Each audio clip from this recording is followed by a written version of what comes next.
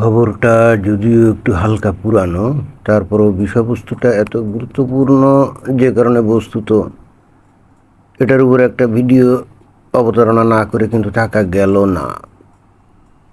এখানে একটা photo card দেখা যাচ্ছে। ফটো কার্ড আসলে ঠিক না, এটা বেসিক্যালি একটা খবরের শিরোনাম, এবং এই শিরোনামে যে খবরটা আছে এটা কিন্তু খুবই খুবই খুবই একেবারে সাম্প্রতিক বিশ্বের প্রেক্ষিতে অত্যন্ত গুরুত্বপূর্ণ।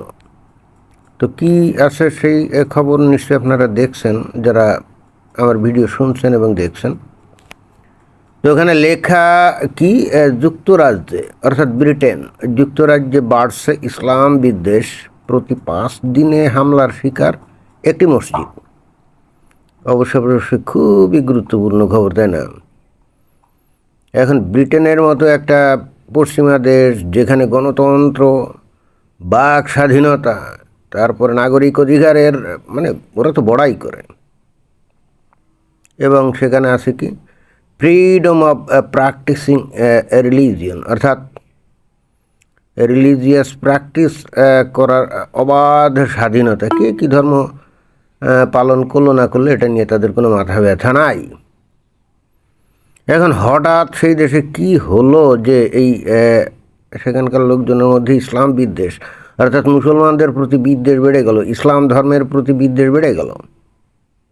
অথচ আমরা কিন্তু দীর্ঘদিন ধরে এই ব্রিটেন রাষ্ট্রটাকে দেখতাম যে এদের দেশে, এই পৃথিবীর বিভিন্ন দেশ থেকে গিয়ে, অন্যান্য দেশের কথা বাদই দিলাম, খোদ পাকিস্তান এবং বাংলাদেশ থেকে যে পরিমাণ মুসলমান, এবং তারা অধিকাংশ র্যাডিক্যাল মাইন্ডেড, তারা কিন্তু অকাতরে ভিসা পাইত।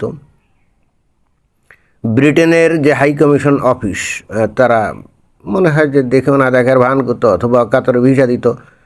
এবং বিষয়টা এমন ছিল, মনে হয় যে এই সমস্ত রেডিক্যাল মাইন্ডেড লোকজনদেরকে ভিসা দেওয়ার জন্যই তারা উদ্গ্রীব হয়ে বসে থাকতো। এবং তখন আমরা খুব আশ্চর্য হতাম যে বিষয় কি, এই সমস্ত লোকজনদেরকে তারা ভিসা দিয়ে ওদের দেশে নিচ্ছে কী কারণে। ফলাফল আমরা কিন্তু জানি। এই লন্ডনের এমন এমন বিশেষ বিশেষ জায়গা আছে যেখানে নাকি এখন মুসলমানদের এমন দৌরাত্ম্য, সেখানে কিন্তু যে সাদা চামড়ার যে অরিজিনাল ব্রিটিশ যারা আছে না, তারা নাকি সেখানে যেতে পারে না। অর্থাৎ ওখানে ওই স্থানীয়ভাবে তারা শারিয়া ল চালু করছে, এবং ওখানে নীতি পুলিশ টহল দেয়। কিছুকাল আগে কিছু ভিডিওতে দেখছিলাম যে এরকম মুসলিম অধ্যুষিত একটা অঞ্চলে, সেখানে এই 2টা মেয়ে প্রবেশ করছে, যারা ওই যে হাফ প্যান্ট পরে টরে যাচ্ছিল। তো দেখলাম যে নীতি পুলিশ এসে তাদেরকে থামিয়েছে এবং বলছে যে তোমরা এইভাবে এই অঞ্চল দিয়ে যাইতে পারবে না। তো তারা তো টাসকি খেয়ে গেছে। তারা বলে কি ব্যাপার, এর দেশটা আমাদের, আর আমরা রাস্তা দিয়ে যেতে পারবো না। এমনও ঘটনা কিন্তু ঘটছে। তবে সবচেয়ে ভয়ঙ্কর ঘটনা যেটা ঘটছে এই ব্রিটেনে, সেটা হলো যে আজকে থেকে মনে করেন 15-16 বছর আগ থেকে পাকিস্তানি কিছু মুসলমান, এবং অবশ্যই তারা তৌহিদি মুসলমানই হবে, তো তারা কি করছে, ব্রিটেনের মতো উদার পরিবেশ পেয়ে, যেখানে নারী পুরুষ সবাই সমান, যে কেউ বাইরে ঘোরাঘুরি করে, মেয়েরা 18 বছর বয়স হলে, আসলে তারও আগে তারা একা একা চলাচল করে, বয়ফ্রেন্ড নিয়ে সময় কাটায়, এরকম কালচার তো সেখানে আছে, তাই না? তো এই জিনিসটাকে একেবারে মোক্ষম সুযোগ, অর্থাৎ স্বীকার করার মোক্ষম সুযোগ হিসাবে গ্রহণ করে পাকিস্তানের তারপরে 15-20 জন একটা গ্যাং, তারা কিন্তু এই সমস্ত মেয়েদেরকে, বিশেষ করে 13, 14, 15, 16 বছর যে মেয়েগুলো থাকে, এবং ব্রিটেনের একটা সমস্যা হলো ওখানে অনেক স্বামী স্ত্রীর মধ্যে তো ডিভোর্স হয়ে যায়, তাই না? তো সেক্ষেত্রে তাদের যে বাচ্চা, বিশেষ করে মেয়েরা খুবই ভালনারেবল থাকে মানসিকভাবে, এবং অনেক ক্ষেত্রে ফিনান্সিয়ালও ভালনারেবল থাকে। ফলে হচ্ছে কি, তাদেরকে আসলে কেউ তেমন বুদ্ধিশুদ্ধি দেয় না, বা উপদেশ দেয় না, ভালো পরামর্শ দেয় না, গাইডেন্স দেয় না। নর্মালি তাদের স্কুলে অথবা অন্যভাবে যেটুকু পায় সেটুকুই। বাট এরা তো একেবারে মনে করেন যে একেবারে সহজ শিকার। তো পাকিস্তানি লোকজন ওখানে যারা ছিল 15-16 জন এর একটা গ্যাং, তারা ভালো আয় উপার্জন করতো। তারা কিন্তু এদেরকে লোহানি টোহানি দিয়ে তারপরে নিয়ে গিয়ে এদেরকে রেপ করতো, এবং শুধু তাই না, দিনের পর দিন ধর্ষণ করতো, এবং একটা জায়গায় আটকে রাখতো। এবং এই খবর যখন বের হয় তখন পুলিশের লোকজন বলছে যে আমরা যখন এটা তদন্ত করতে যাই, আমরা যখন দেখি এগুলো সব মুসলমান, তখন আমরা এইটা নিয়ে আর এগোই না। কারণ এইটা নিয়ে যদি আমরা তদন্ত প্রকাশ করি তাহলে মনে করতে পারে যে আমরা মুসলমানদের বিরুদ্ধে বোধহয় এইটা করছি, মানে অভিযান পরিচালনা করছি এবং মুসলমানদেরকে টার্গেট করে মনে হয় যে আমরা আমাদের অপারেশন চালিয়েছি।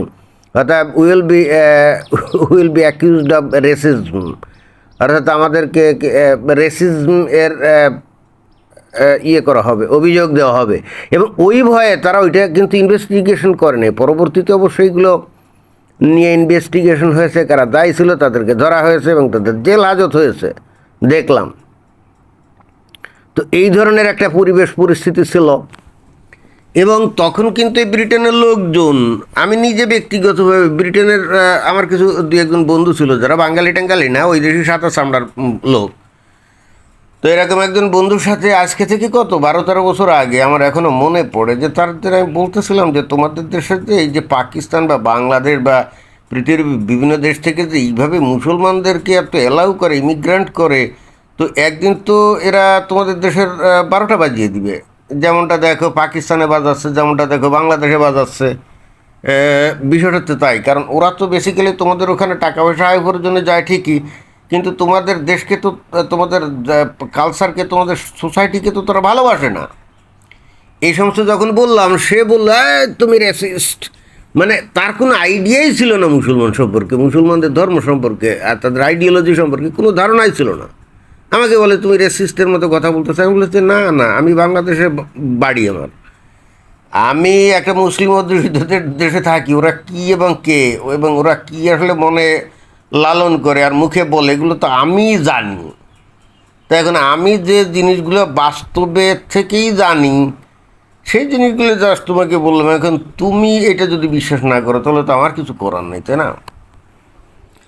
তো যাই হোক, অতঃপর আজকে থেকে 5-6 বছর আগ থেকেই মনে হয় যে ব্রিটেনদের চেতনা ফিরছে।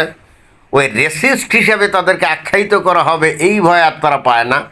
আর তাদের ওই যে পলিটিক্যাল কারেক্টনেস যেটা ছিল, এটা নিয়ে তো অনেক সময় অনেক কথাই বলি যে ওরা মানে সাদা চামড়ার মেয়েদেরকে গনিমতের মাল হিসেবে ধর্ষণ করে যাবে, কিন্তু পলিটিক্যাল কারেক্টনেসের কারণে ওদের ধর্মীয় পরিচয় তুলে ধরা যাবে না।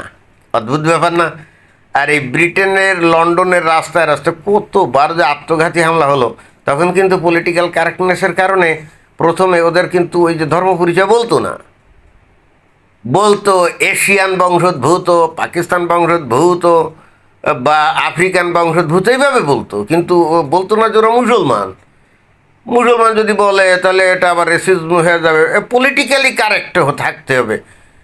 এখন তখন আমরা ভাবতাম যে এদের এই দেশগুলো ধ্বংস হয়ে যাবে, পলিটিক্যালি কারেক্টনেসের শিকারে পড়ে ওরা নিজেরাই এটা আবিষ্কার করছে। ওদের আবিষ্কৃত অস্ত্রে ওরাই কুপকাত হবে। তো যাই হোক, এটা কিন্তু আজকে থেকে কয়েক বছর আগ থেকে কিন্তু ব্যাপকভাবে বলা বলি হচ্ছিল যে মনে হয় ইউরোপে সর্বপ্রথমে ব্রিটেন মনে হয় ব্রিটেনিস্তান হয়ে যাবে, অর্থাৎ ওটা পাকিস্তানের মতো একটা রাষ্ট্র হয়ে যাবে। মানে যেভাবে ওরা এই এই যে পলিটিক্যাল কারেক্টনেসের দ্বারা যেভাবে এই নিজেদেরকে গুটায় রাখতো, তাদের দেশটা যে ভিন্ন জাতের লোকজন বিশেষ করে মমিন মুসলমানরা দখল করে ওটাকে যে পাকিস্তানের মতো বানাতে চাচ্ছে, এটা তাদের নজরে ছিল না। বাট আজকে থেকে 5-6 বছর আগে আমি খেয়াল করলাম ওখানে টমি রবিনসন নামে একজন ব্যক্তি এইটার এগেনস্টে মোটামুটি উঠে দাঁড়ায়। আর এদিকে ওই নেদারল্যান্ডসে গার্থ বিল্ডার বলে একজন এরকম নেতা আছে যে নাকি প্রচণ্ড রকমভাবে এই মুসলমানদের বিরোধী, এবং দেখলাম যে এরা ইসলামের ব্যাপারে সম্যক ধারণা রাখে এবং ইসলামিক আদর্শ কি, মুসলমানদের চিন্তাভাবনা কি, এগুলো ধারণা রাখে। তো টমি রবিনসনই এই বস্তুত এই ব্রিটেনের পরিস্থিতিটাকে চেঞ্জ করার জন্য মাঝে মাঝে যে র্যালি করছে, অনেক সময় অনেক কথা বলছে। প্রথম দিকে তো পুলিশ তাকেই ধরে নিয়ে হাজতে ঢুকাতো। সে সত্য কথা বলতেছে যে আমাদের দেশটা তো দখল হয়ে যাচ্ছে এবং আমরা এখানে বস্তুত রিফিউজি হয়ে যাচ্ছি, রোহিঙ্গা হয়ে যাচ্ছি। তো এইটা ওদের দেশে সরকারও মানত না, ওরা পলিটিক্যালি কারেক্টনেস কথাবার্তায় বলে যেত। কিন্তু এখন মনে হয় যে তারা এই পলিটিক্যালি কারেক্টনেস এবং ওই রেসিজম এর এই অপবাদকে কোনো থোড়াই কি আর মানে থোড়াই কি আর করছে এখন, এবং সেই হেতু এখন মনে হয় যে তারা এখন রিক্লাইম করতেছে তাদের দেশকে, মানে they have started to reclaim their country from the migrant who are mainly Muslims, come from Pakistan, Bangladesh, India and African countries, right? এবং সেই হেতু এখন এরা এই মসজিদগুলোকে টার্গেট করে নানা ঘটনা ঘটাচ্ছে, কারণ তারা ভালো করে জানে যে মুসলমানরা বস্তুত নানা রকম প্ল্যান প্রোগ্রাম এবং রেডিকালাইজড যা কিছু হয় না কেন, মূল ঘাড়ি হলো মসজিদ। এবং সেই হেতু মনে হয় যে এই কর্মকাণ্ড করছে, যেটাকে এখন এই যে খবর হিসেবে ছাপাচ্ছে যে কি, যে যুক্তরাজ্যে বাড়ছে ইসলাম বিদ্বেষ, প্রতি 5 দিনে হামলার শিকার একটি মসজিদ। কিন্তু ইন্টারেস্টিং ব্যাপার হলো, দেখবেন যে যে বাংলাদেশে হিন্দুদের উপর প্রতিনিয়ত আক্রমণ হবে, তখন কিন্তু কেউ খবর দিবে না যে বাংলাদেশে বাড়ছে হিন্দু বিদ্বেষ। না, এইটা কিন্তু নেই। দুনিয়াতে একটা ধর্মের এগেনস্টে খালি বিদ্বেষ বিদ্বেষ বলে প্রচারণা করা হয়, সেটা হলো ইসলাম বিদ্বেষ। মানুষের খেয়ে দেয়ে কাম আছে, মানুষ ইসলাম বিদ্বেষী হবে, মানুষ মুসলিম বিদ্বেষী হবে না। যদি মুসলমানরা অকারেন্স না ঘটায় তাহলে তাদের বিরুদ্ধে মানুষ বিদ্বেষ করবে কেন? কই, দুনিয়াতে তো খ্রিস্টানরা তো সবচাইতে বেশি, তারপরে মুসলমান, তারপরে হিন্দু, তারপরে বুদ্ধিস্ট, এরকম বহু আছে না? তো এর মধ্যে শুধুই মাত্র ইসলাম বিদ্বেষ আর বাকি ধর্মের ব্যাপারে কোনো বিদ্বেষ নেই, মানে বিষয়টা কি, এটা তো আমরা বুঝলাম না। এবং এটাও বেসিক্যালি পশ্চিমারাই এই শব্দটা আবিষ্কার করে মুসলমানদের ব্যাপারে খুব সফট ছিল। এবং তারও কারণ হচ্ছে ওই যে মুসলমানদের দখলে তেলের খনি উনি সব আছে না, এই জন্য এদেরকে খেপাতে চাইতো না। কিন্তু এই কাজটা করতে গিয়ে এরা দীর্ঘদিন ধরে এদের প্রিভিলেজ দিতে দিতে দিতে দিতে মানে এমন পর্যায়ে এদেরকে তুলে নিয়ে গেছে যে ইউরোপের বেশ কিছু দেশ তো রীতিমতো মুসলমানদের দখলে যাওয়ার মতো হয়ে গেছে, তাই না? তো এখন ওরা মনে হয় টের পাচ্ছে যে এখন তো তাদের রিক্লাইম করতে হবে, মানে পুনরায় তাদের দেশকে দাবি করতে হবে। এবং তখন এরা এইসব হিউম্যান রাইটস ম্যাচের মাথাকে, মানে এগুলোর পাত্তা না দিয়ে এই পলিটিক্যাল কারেক্টনেসকে পায়ে মারিয়ে এখন বস্তুত এই ধরনের আচরণগুলো করছে। আমার কাছে এটাই মনে হলো আর কি। ধন্যবাদ।